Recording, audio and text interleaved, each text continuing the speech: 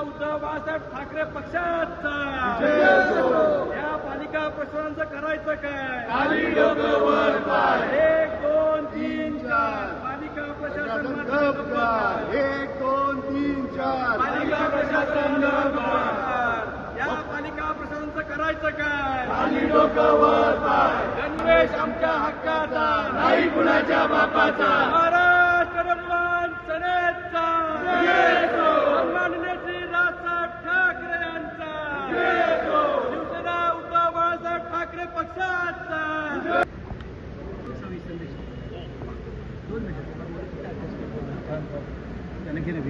खाली डोकं वर पाय. खाली डोकं वर पाय. नाही कुणाच्या बापाचा. नाही कुणाच्या बापाचा. 1 2 3 4 पालिका प्रशासन गप्पगार. पालिका प्रशासन गप्पगार. विजय असो.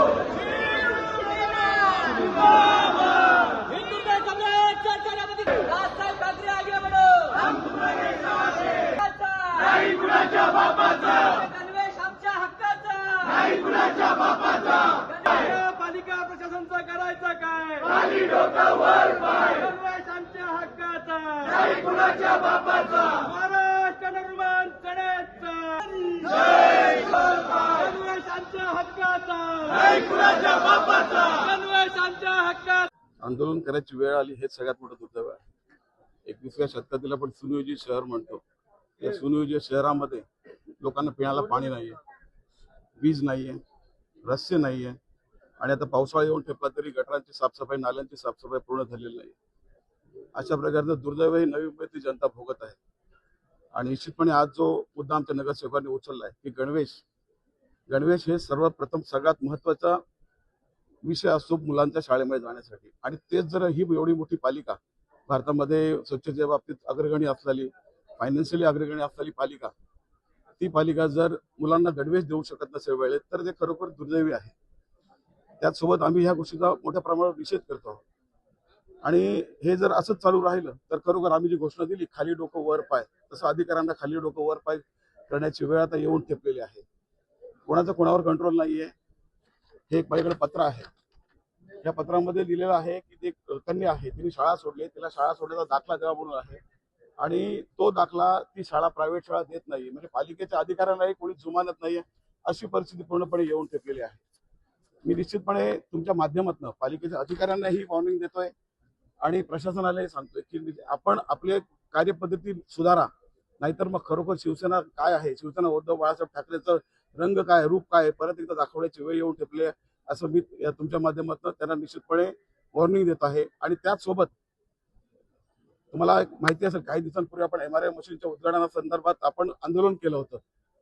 ते आंदोलन यशस्वी होऊन ती मशीन तिथे आता चालू झालेली आहे. पण त्याच्यासाठी खरोखर नवी मुंबईतल्या जर पक्षांना आंदोलन करावं लागतं तर हे नवी मुंबईतल्या जनतेचं दुर्दैव आहे.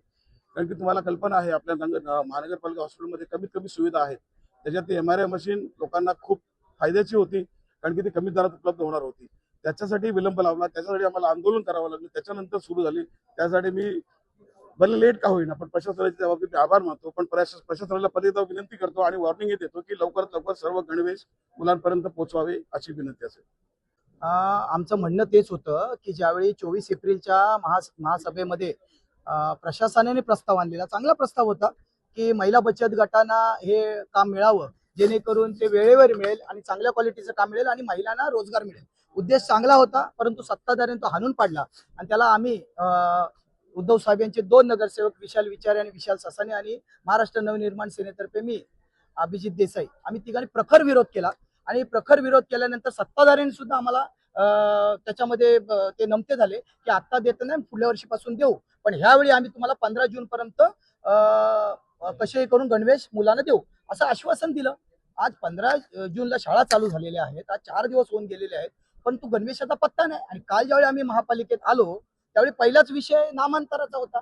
त्या संदर्भात आम्ही बोललो की विषय काय आहे, की लोकांचे प्रश्न काय, पाण्याचा प्रश्न गंभीर आहे, विजेचा प्रश्न गंभीर आहे, मुलांना पालिका शाळांचा प्रश्न गंभीर आहे आणि तुम्हाला मुलांना साधं गणवेश देता येत नाही.